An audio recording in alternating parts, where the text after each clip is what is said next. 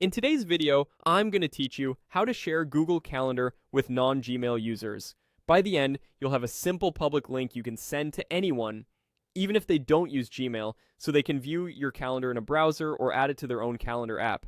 Start by opening Google Calendar in your web browser while signed into the account that owns the calendar you want to share.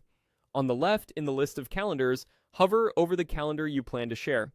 Click the three-dot icon that appears next to its name to open the options menu, then choose Settings and Sharing. This takes you straight to that calendar's individual settings page.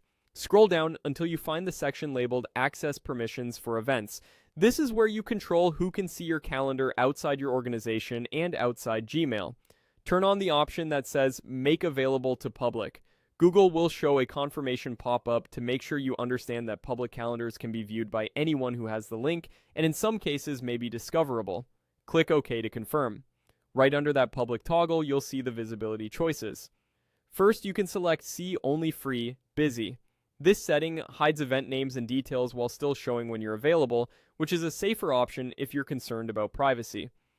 If your goal is to let people see the full information for each event, like titles, locations, and descriptions, switch the permission to see all event details.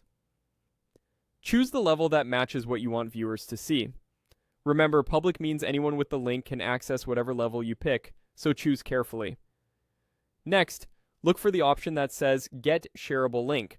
Click it to generate a public URL tied to your calendar's current visibility settings, then click Copy Link to place it on your clipboard. That's the link you can share with non-Gmail contacts. They can open it in any browser or use it to subscribe in compatible calendar apps. No Google account is required to view it. A few tips before we wrap up. If you only need to share availability, keep it at free/busy to protect sensitive details.